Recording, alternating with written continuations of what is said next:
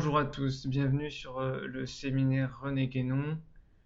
Je fais cette petite vidéo pour répondre, pour remettre en contexte et pour inviter les gens à aller plus loin et à corriger ce qui est imparfait.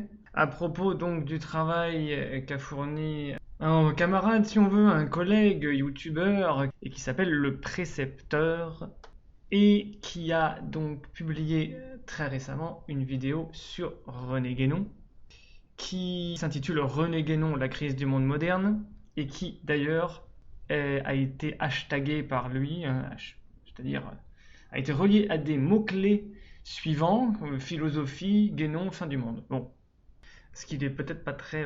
je ne sais pas si c'est lui qui a choisi ces mots-clés, mais quand on a bien lu René Guénon, on sait qu'il n'appréciait pas d'être associé spécialement à la philosophie, à la zophie si on veut, à la sophie, mais pas à la philosophie. Et il ne parlait pas de fin du monde, mais de fin d'un monde. Donc, voilà, il faut peut-être éviter à un certain niveau, il est vrai qu'on peut utiliser un vocabulaire qui est un peu large, un peu simplifié, pédagogique ou didactique si on veut, d'accord. Mais le problème, c'est que, et d'ailleurs René Guénon en parle très souvent, il faut adopter un vocabulaire extrêmement précis quand on parle de choses importantes. La précision, l'exactitude terminologique est extrêmement importante si on veut commencer à purifier, à rectifier le vocabulaire, les notions qui sont extrêmement brumeuses, qui deviennent de plus en plus floues, de plus en plus hétérogènes, de plus en plus mal employées, de moins en moins utilisées avec exactitude, avec pertinence, avec de plus en plus mal à propos.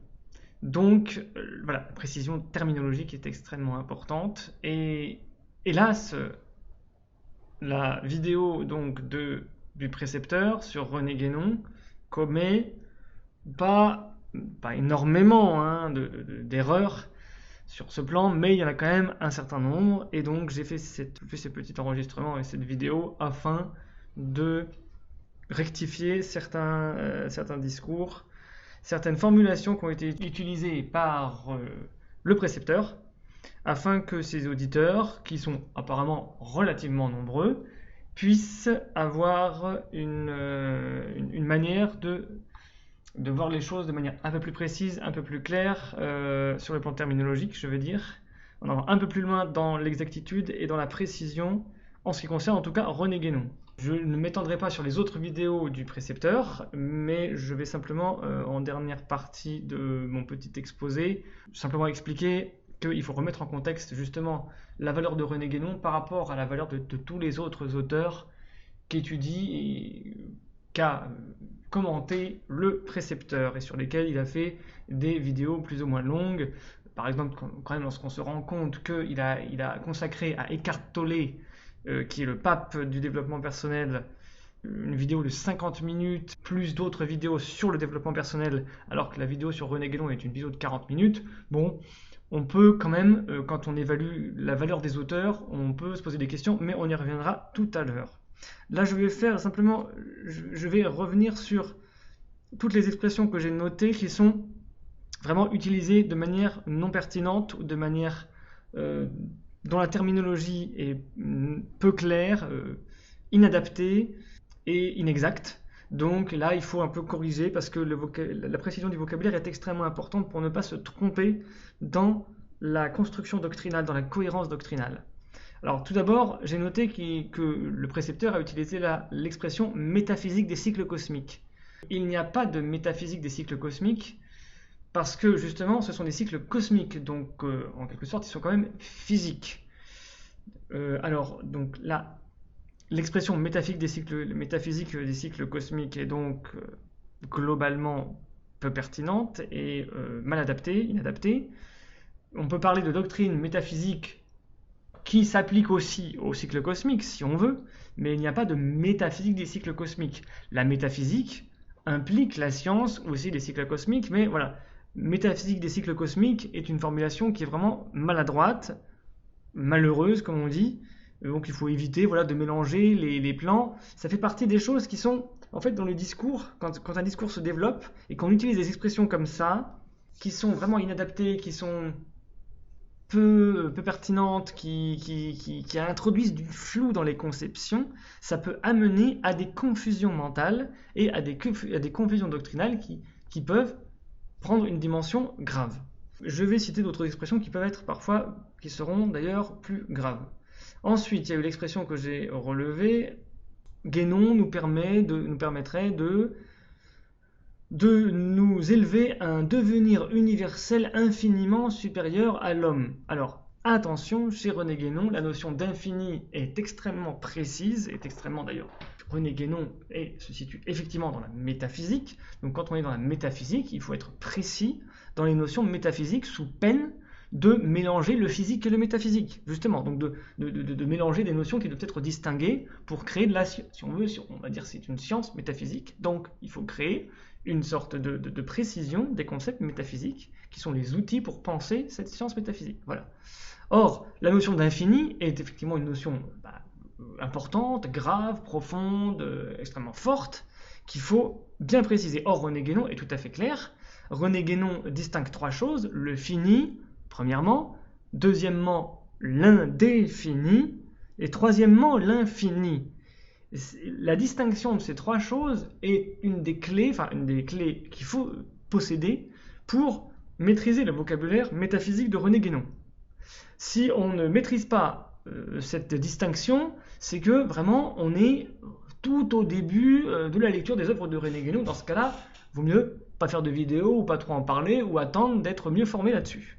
Vraiment, cette distinction est absolument fondamentale. Le fini, deuxièmement l'indéfini, troisièmement l'infini. L'indéfini, c'est ce qui n'a pas de fin établie sur le moment, mais qui a quand même potentiellement une fin. Il y a toujours une fin qui va s'établir dans l'indéfini. Donc par exemple, si vous avez, quand vous essayez de mesurer la taille d'un objet, vous prenez une règle, puis vous remarquez qu'il y a entre 2 mm sur la graduation de la règle, il y a entre les deux graduations de millimètres, vous remarquez que l'objet, il ne se termine pas exactement à une graduation. Donc vous prenez une loupe ou vous prenez une règle graduée encore plus précise. Et puis vous allez remarquer que là encore, entre 2 micromètres, si vous prenez des gros microscopes, entre 2 micromètres, l'objet il finit au milieu encore. Vous n'arrivez pas à avoir le chiffre précis. Et puis vous mettez une loupe et puis vous continuez. En fait, l'objet a une décimale indéfinie. C'est-à-dire que vous pouvez continuer à ajouter des décimales après la mesure que vous avez réussi à mesurer. Ça dépasse encore toujours un petit peu et vous n'arrivez jamais à mesurer exactement à la plus petite mesure existante, au nano, micromètre, etc., tout ce que vous voulez. Vous avez, voilà. Donc ça s'appelle l'indéfini. On n'arrive pas à aller jusqu'au bout, pourtant l'objet est fini. Cet objet, il est, à vue d'œil, fini. Bien sûr, c'est une table, c'est un objet quelconque, si vous voulez, une chaise, une table, une planche, une feuille, tout ce que vous voulez. Un bâton, il est fini quand vous le regardez. Mais quand vous essayez de le mesurer, la mesure précise, elle est indéfinie au bout d'un certain moment, dans les décimales. Voilà, ça c'est l'indéfini. Quant à l'infini est ce qui n'a pas de fin et ce qui ne peut pas avoir de fin. Ça n'a, en essence, ontologiquement, aucune fin. Donc, lorsque le précepteur utilise l'expression un devenir universel infiniment supérieur à l'homme, ce qui est infiniment supérieur à l'homme, c'est l'infini. D'accord ? Donc, après, bien sûr, il a utilisé ces expressions de manière hyperbolique, mais je voulais juste signaler cela. Si on veut se situer vraiment dans le vocabulaire rigoureux de René Guénon et ne pas faire de confusion, et ne pas inviter à des confusions qui pourraient amener à une lecture biaisée et une lecture non pertinente de certains aspects de René Guénon, important, évidemment, puisqu'on est quand même dans la métaphysique, eh bien, il faut éviter ou il faut préciser les choses. Donc voilà, infiniment au sens totalement hyperbolique et imagé, pas au sens propre. Le devenir universel, étant l'universalité de la manifestation, n'a rien d'infini. Ça peut être indéfinie, effectivement, l'univers se propage indéfiniment. Ok. Imaginons, admettons que les planètes, les étoiles s'éloignent l'une des autres, donc l'espace des choses existantes, des matières existantes dans l'univers, s'augmente ou se grandit, si vous voulez, en distance indéfiniment, se propage indéfiniment, ok. Mais ce n'est pas l'infini. Voilà. Donc le devenir universel, même dans le temps, hein, le temps avance, le temps se prolonge tout le temps de manière indéfinie. On ne peut pas arrêter le temps, il avance, il avance, il avance. Le temps n'est pas infini. Le temps n'est pas infini. Le temps qui serait infini, ce serait l'éternité, qui ne serait limitée par rien, y compris par le fait d'être à la fois le passé et le présent, par exemple. Être le passé et le présent, le temps est impossible. Le temps tel que nous le connaissons, il est impossible de faire coexister le passé et le présent. Dans l'éternité, si. Donc vous voyez, donc il y a une limite. Voilà. Tout ce qui n'a pas de limite est l'infini, tout ce qui a une limite n'est pas l'infini. Voilà. Ensuite, j'avance un peu, je ne m'appesantis pas trop. Ensuite, juste une petite, peut-être sa langue à fourcher, le précepteur parle de le tétractis, et en réalité c'est la tétractis pythagoricienne, hein, en grec c'est he tétractus, ce n'est pas le tétractis, donc voilà une petite erreur. Ensuite, le précepteur nous dit que au fil des siècles et des cycles humains, par exemple dans la marche cyclique des 4 grands âges de l'humanité, âge d'argent, âge d'or, âge d'argent, âge de bronze, âge de fer, et au fil de l'histoire de notre âge de fer, on va dire, le précepteur nous dit que les relations humaines se sont pacifiées. Alors, bon, là, s'il voulait mentionner une doctrine ou une propagande ou une idéologie qui était largement moderne d'ailleurs et répandue, d'accord, oui, c'est une opinion moderniste, moderne, que les relations humaines se sont pacifiées dans les derniers temps, si vous voulez. C'est une opinion répandue. Mais ça n'a rien à voir avec la doctrine traditionnelle, ni avec ce que dit René Guénon, ni avec ce que disent de manière générale tous les auteurs pérennialistes, Coomaraswamy, Julius Evola, etc., etc., même les meilleurs et les moins bons. Aucun ne dit que les relations humaines se sont pacifiées. Ça c'est pas du tout le cas. C'est une illusion totale. On sait que c'est au XXe siècle qu'il y a le plus de guerres meurtrières, que d'ailleurs des guerres meurtrières pour les civils, hein, c'est en proportion, hein, parce qu'évidemment, comme la population a beaucoup augmenté, on va dire qu'il y a beaucoup de morts parce qu'il y a beaucoup de population, mais non, mais en proportion, entre civils et militaires, ce sont les guerres récentes qui ont créé le plus de morts civiles, donc qui ont été encore plus violentes, puisque quand ça touche la population civile, c'est là où la guerre est très violente, voire ultra violente, hein, bien sûr. Donc, or, ce n'est pas du tout le cas, les relations donc, humaines ne se sont pas pacifiées. Quand on voit le nombre de divorces, prenons, je ne vais pas entrer dans le détail des relations humaines, mais le nombre de divorces par la proportion de mariages qui existe a évidemment explosé. Est-ce qu'on peut dire que les relations humaines se sont pacifiées? Alors qu'un divorce, c'est une guerre, un divorce, c'est une division, c'est une hostilité, c'est un rejet, c'est... Voilà, bon, c'est pas très compliqué. Bon, j'avance, je ne m'appesantis pas, mais bon, il me semble que dire que les relations humaines se sont pacifiées n'a rien à voir avec la doctrine traditionnelle, ni avec ce que dit René Guénon, ni avec même ce que disent en général, vraiment de manière assez claire, l'ensemble des pérennialistes, c'est-à-dire des gens qui ont lu René Guénon. Voilà. Ensuite, le précepteur nous dit, pour René Guénon, la tradition primordiale inclut l'hindouisme, le taoïsme, le bouddhisme, etc. Dit comme ça, la phrase est fausse. Dit comme ça, la phrase est totalement fausse. Il ne faut vraiment pas s'exprimer de cette manière. La tradition primordiale est la parole perdue, ou si on veut, la doctrine profonde, l'idée profonde de la métaphysique, qui est donc le fond, en quelque sorte, indicible de toutes les traditions, et d'où elles procèdent, de quoi elles procèdent, duquel elles procèdent. Elles ne peuvent pas procéder d'autre chose. La tradition primordiale, et d'ailleurs ce qui a été aussi appelé par d'autres, là je sors un petit peu du vocabulaire de René Guénon, mais c'est un parallèle, par d'autres auteurs ça a pu être appelé la révélation primordiale, bon voilà. Ça peut être un synonyme de parole perdue, là dans certaines traditions on parle de parole perdue, bon. En tout cas, on ne peut pas dire que la tradition primordiale serait la somme ou inclurait, ça serait un grand sac dans lequel on trouverait l'hindouisme. Si on pioche, on peut piocher hindouisme, on peut piocher taoïsme, où on peut cumuler toutes les traditions et puis ça fait la tradition primordiale. Pas du tout. C'est pas du tout comme ça qu'il faut voir les choses. La tradition primordiale transcende les traditions et elle en est en quelque sorte le fond indicible, transcendant, suprême, qui est, on va dire, le dépôt en soi indicible, invisible et purement métaphysique, dont toutes les traditions sont les premiers reflets, on va dire. L'hindouisme est un reflet de la tradition primordiale, le christianisme est un reflet et le dépôt, ce que nous pouvons atteindre la tradition primordiale par notre tradition. Et ça n'a rien à voir avec la somme de différentes traditions. Voilà. Donc la tradition primordiale n'inclut pas l'hindouisme. C'est l'hindouisme qui est le reflet de la tradition primordiale. Ça n'a rien à voir, c'est pas comme ça qu'il faut voir les choses. Et c'est vraiment pas la vision de René Guénon en tout cas. Même si comme je l'avais déjà expliqué, je n'ai rien d'un guénolâtre qui veut absolument défendre le vocabulaire précis à la virgule près de René Guénon. Mais là, au niveau des concepts, c'est extrêmement important d'être précis parce qu'il y a un flou doctrinal qui peut amener à soit à une doctrine purement fade et plate.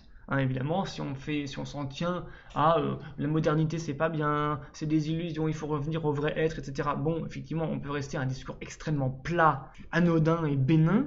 Si on va dans la profondeur, il faut être précis et rigoureux. Voilà, ça me semble assez évident. Ensuite, le précepteur nous parle du christianisme et de l'islam dans leur version ésotérique. Là aussi, c'est une expression qui me semble tout à fait malheureuse, qui ne correspond pas à ce que dit René Guénon. Au contraire, René Guénon prévient son lecteur de manière extrêmement claire sur le fait qu'il ne faut pas du tout parler ni de christianisme ésotérique, ni d'islam ésotérique, il n'y a pas de version ésotérique d'une religion ou d'une tradition. Voilà, il n'y a pas de version ésotérique, entre guillemets, d'une tradition ou d'une religion comme le christianisme ou comme l'islam. Donc il faut parler d'ésotérisme chrétien et d'ésotérisme islamique ou d'ésotérisme, tout ce que vous voulez. Ésotérisme judaïque si on veut, avec la Kabbale, bon. Et ça c'est extrêmement important. Pourquoi ? Parce que l'ésotérisme ne s'ajoute pas, n'est pas une version différente, n'est pas une version parallèle d'une tradition. Elle est le fond de cette tradition elle-même. Donc il n'y a pas de version alternative, une version ésotérique d'une tradition. Non.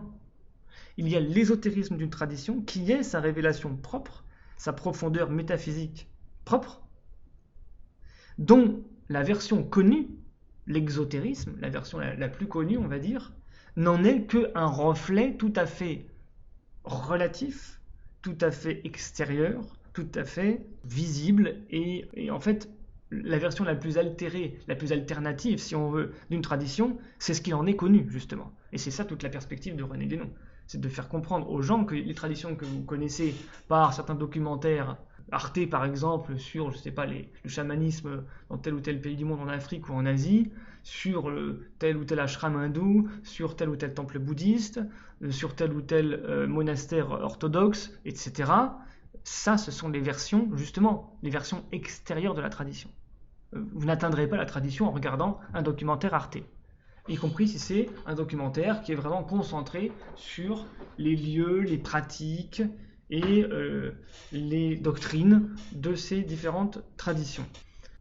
Ensuite, il y a une idée bizarre que formule le précepteur qui ne correspond bien sûr pas du tout à ce que dit René Guénon et qui semble de manière générale assez peu justifiée, pertinente ni cohérente. C'est la phrase suivante, donc que dit le précepteur: « Le retour du religieux est un pur produit de la modernité. » Fin de citation, donc nous dit le précepteur.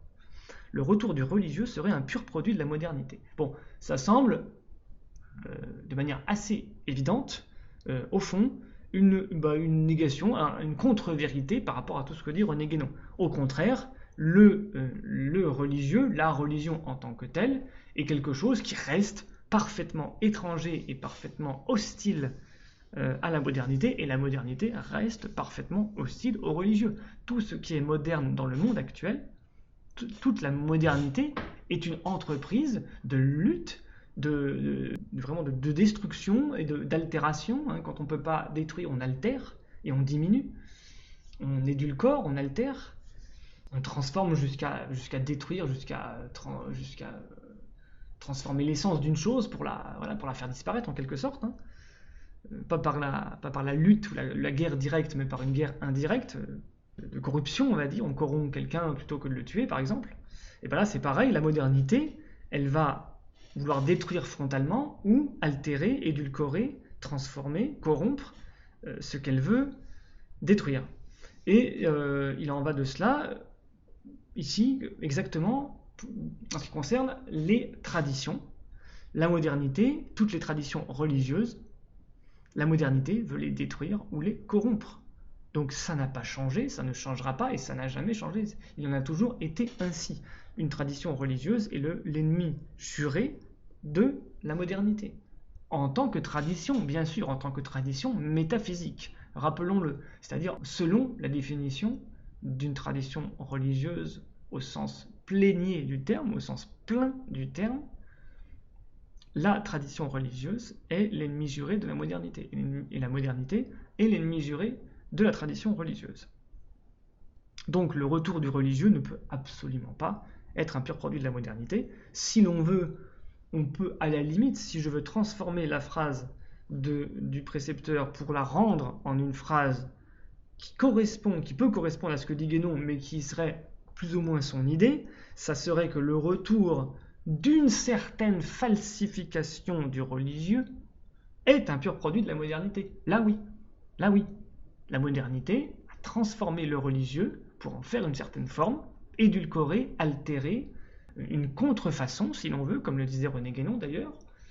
La modernité crée effectivement des contrefaçons de la spiritualité, des contrefaçons de la religion, qui sont donc des purs produits de la modernité. Ça oui. Mais le retour du religieux en tant que tel n'est absolument pas un pur produit de la modernité. Et je pense que cette phrase est expressément contraire à tout ce que dit, à toutes les analyses, et d'ailleurs les analyses de base. Là, on n'est pas dans les doctrines avancées de René Guénon, on est dans les analyses de base. Donc cette phrase est un contresens total sur vraiment le fond de ce que dit René Guénon sur les religions et sur la modernité. Dernier point, et je conclurai là-dessus, c'est de manière générale les vidéos donc du précepteur par rapport à René Guénon. Il y a un danger à inclure René Guénon à toute une liste de philosophes, d'auteurs, de penseurs, et à en faire une sorte d'étape d'étape parmi d'autres, un chapelet de perles. Voilà, Guénon est une sorte de perle parmi d'autres. On peut mettre tout, on peut mettre Adam Smith, on peut mettre la Boétie. Donc si on regarde voilà, tout ce qu'il y a sur YouTube du précepteur, il a fait beaucoup de contenu, hein, mais voilà. Sartre, Spinoza, etc. Bon, voilà, beaucoup d'auteurs. Le stoïcisme, Orwell, etc. Bon, très bien. Alors en fait, déjà, il faut quand même établir, là, si on est au niveau de l'histoire de la philosophie, rigoureusement, dans quoi se situe la perspective finalement du précepteur, parce que le précepteur a en fait une perspective. Je parlais tout à l'heure d'ailleurs de Eckhart Tolle et des diverses vidéos du précepteur sur le développement personnel. Car le précepteur a fait une vidéo défendant le développement personnel, alors que le développement personnel, il n'y a quand même rien de plus opposé à René Guénon que le développement personnel. Le développement personnel serait pour René Guénon une parfaite contrefaçon de la spiritualité, une contrefaçon de la doctrine traditionnelle, une contrefaçon tout à fait diminuée à l'état d'opinion, vraiment d'ensemble d'opinions purement individualistes, vraiment très superficielle, très consumériste, très psychologisante, donc lénifiante et sentimentaliste. Donc, il n'y a rien de plus opposé à René Guénon que le développement personnel. De la même manière, donc, ce que je voulais dire, c'est que le précepteur se situe dans une perspective qui est l'éclectisme. Voilà, ça s'appelle l'éclectisme, ça existe depuis un certain nombre de siècles, alors depuis assez longtemps. L'éclectisme, c'est un courant philosophique qui, par définition, justement, n'a pas de doctrine propre, mais accumule ce qu'on appelle des doxographies, c'est-à-dire l'exposé de tous les grands philosophes de l'humanité qui ont apporté quelque chose d'intéressant. Voilà. Et on prend ce qu'il y a d'intéressant chez tel ou tel philosophe, et puis on accumule tout ça. Et puis, on en fait une sorte de doctrine qui nous guide un petit peu. Voilà. Donc c'est ce que fait finalement, c'est même exactement ce que fait le précepteur. Voilà. Alors, ça peut avoir un intérêt, mais le problème, c'est que il y a des incompatibilités. Voilà. Le problème, c'est que vous ne pouvez pas accumuler, enfiler des perles et faire croire qu'elles sont toutes équivalentes et qu'elles participent toutes à une sorte de pensée générale qui serait voilà, cette accumulation de tous ces penseurs. Non, ça ne marche pas. Ça n'est pas de la métaphysique, ça. La métaphysique ne fonctionne pas comme ça. Et d'ailleurs, chacun peut, par son bon sens, l'examiner et y penser et aboutir à cette conclusion. Donc, quand vous lisez plusieurs auteurs, il y a nécessairement un moment où vous allez considérer un de ces auteurs que vous avez lu, que vous appréciez, vous allez le mettre au-dessus des autres. Vous allez dire, ah, c'est lui qui synthétise plus les principes directeurs de ce que j'ai compris de la vérité du monde. Voilà, c'est lui qui synthétise ces principes. C'est lui qui les saisit de la manière la plus globale, la manière qui les embrasse. Les autres développent des points secondaires. Voilà. Et certains, en fait, développent des points très secondaires, et d'autres développent, essayent ou prétendent revenir à certains principes, mais en fait, le font de manière édulcorée. Ils se sont trompés sur certains principes. Par exemple, si vous prenez Hegel, si vous prenez Schopenhauer, ou même si vous prenez Nietzsche, ou encore d'autres, Kant, voilà, etc., vous voyez que ces auteurs, ou Descartes, etc., sur la notion de raison, sur la notion de rationnel, sur la notion chez Nietzsche d'éternel retour, de cycle, voilà, il y a des choses qui n'ont pas été comprises en fait. Il y a des choses qui sont vraiment... Il y a des auteurs qui ont pu être des génies, mais qui ont fait des erreurs monumentales sur un plan métaphysique. En tout cas, sur le plan de la notion métaphysique, ils ont fait l'erreur monumentale. C'est-à-dire qu'ils ont entrevu, ils ont eu l'intuition d'une vérité forte. Par exemple, Nietzsche, le retour des choses. Donc le retour, précisément, de sa pensée à la cyclologie, à la pensée cyclique. Ce qui est très bien. Mais le problème, c'est qu'il n'est pas parvenu à comprendre que ce cycle n'était pas l'éternel retour du même. C'est pas du tout le retour du même. Et donc, Guénon explique par exemple que Nietzsche s'était trompé là-dessus. Et ce qui amène donc à des erreurs métaphysiques ensuite. Parce que le penseur, il n'arrête pas de penser, il continue d'écrire sur ses pensées. Donc le problème, c'est qu'une fois qu'il a construit, qu'il a une vision d'une intuition, il va partir dans l'inspiration réflexive, littéraire, philosophique, si vous voulez, de sa pensée, et il va écrire des choses, il va en tirer des conclusions qui sont erronées, puisqu'il n'a pas la véritable vision exacte de la métaphysique. Et c'est ce qui a lieu quand on ne fait pas de hiérarchie. Donc, sans idolâtrer la moindre virgule, la moindre phrase de René Guénon, avec lequel on peut n'être pas d'accord sur certains points très très secondaires d'application des principes, il faut choisir. Soit René Guénon est un auteur qui synthétise l'essentiel des principes de la métaphysique, de la pensée, de la vérité, de la science, de manière providentielle et qui transcende tous les autres auteurs, soit il ne l'est pas. S'il ne l'est pas, c'est qu'il y a des choses sur lesquelles René Guénon s'est profondément trompé, et s'il y a des choses sur lesquelles René Guénon s'est profondément trompé, René Guénon s'effondre, puisque René Guénon est un auteur purement métaphysique, contrairement aux autres auteurs, qui n'ont pas, en fait, pour la plupart, de positionnement métaphysique. René Guénon, lui, il a un positionnement purement métaphysique. En quelque sorte, lorsque vous lisez René Guénon, si jamais il y a quelque chose qui est profondément erroné chez lui sur un plan métaphysique, sur le plan de la doctrine, de l'exactitude doctrinale, terminologique, au niveau de la spiritualité, là encore des principes spirituels vraiment fondamentaux, c'est que tout s'effondre, c'est que tout est faux, c'est que tout est biaisé, c'est que René Guénon n'a pas raison. Donc il faut choisir, il faut choisir. Vous ne pouvez pas ajouter Guénon à plein d'auteurs. Vous ne pouvez pas ajouter Guénon à Hegel, Schopenhauer, Spinoza, Nietzsche, etc., Bergson. Non, il faut choisir. Est-ce que René Guénon transcende ces auteurs et permet de les corriger? Donc est-ce que c'est lui qui permet de les corriger, d'exclure chez eux ce qui a été mal vu, mal conçu, mal expliqué, maladroitement exposé, et donc doit être en quelque sorte plus ou moins intégralement révisé, ou est-ce que c'est Guénon qui doit être intégralement révisé? Donc voilà, il faut choisir. Donc l'éclectisme ne fonctionne pas, je vais m'arrêter là, mais il faut bien prendre conscience que les vidéos dans lesquelles le précepteur se situe, cette perspective, c'est l'éclectisme, et l'éclectisme peut avoir des avantages. C'est l'avantage d'être une sorte de digest d'un certain nombre d'auteurs qui nous apportent, voilà, de temps en temps, ça nous apporte de la culture générale, ça nourrit notre réflexion. Mais le problème, c'est que nourrir une réflexion sur le plan linéaire, successoral de tous ces auteurs, en fait, ne va jamais vous amener à la vision métaphysique. Jamais. Pourquoi? Parce que la vision métaphysique, elle implique un saut vertical. Donc il faut qu'il y ait verticalement quelque chose qui transcende la linéarité horizontale d'une succession de pensées, d'auteurs, etc., même de poètes, si on veut, ou d'historiens, ou d'histoire. Ça ne marchera pas, voilà. Il faut transcender. Donc il faut définir ce qui est supérieur aux autres. S'il n'y a rien de supérieur aux autres, c'est que vous êtes dans l'égalitarisme, vous êtes dans l'accumulation successive, donc chaque chose va annuler la précédente, ou va relativiser la précédente, donc vous allez être au bout d'un moment dans un processus de relativisation permanente de ce qui a été dit auparavant.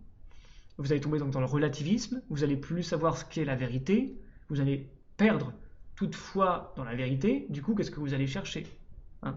Qu'est-ce qui reste à chercher lorsqu'on a perdu la foi dans la vérité? Voilà, je m'arrête là. Je vous invite à penser par vous-même, à lire René Guénon dans l'ordre que j'invite à suivre pour être plus méthodique, à vous engager dans une démarche de rattachement spirituel, de pratique spirituelle quotidienne, plutôt que de rester dans le virtuel, dans les opinions mentales, à vous débattre dans votre petite vie. Non, ne vous débattez pas dans votre petite vie avec simplement le supplément d'âme du développement personnel ou d'un peu d'éclectisme philosophique. Non, ça ne marchera pas, vous allez voir très vite les limitations. Ça ne va pas vraiment satisfaire votre appel à une pensée libérée, une pensée radicale, une libération, on va dire, radicale de ce qui est au fond de vous. Ça n'amènera pas du tout à ça. Il n'y a qu'une seule solution, c'est évidemment la spiritualité, et notamment par René Guénon, qui va vous donner, en tout cas pour ceux qui sont sensibles, un cheminement doctrinal extrêmement rigoureux, mais qu'il faut maîtriser et auquel il faut être fidèle sans l'édulcorer et sans le trahir. Voilà. Donc bon vent à vous et réfléchissez toujours et connaissez-vous mieux vous-même. Connaissez-vous mieux vous-même. Connaissez-vous mieux vous-même. Connaissez-vous mieux vous-même.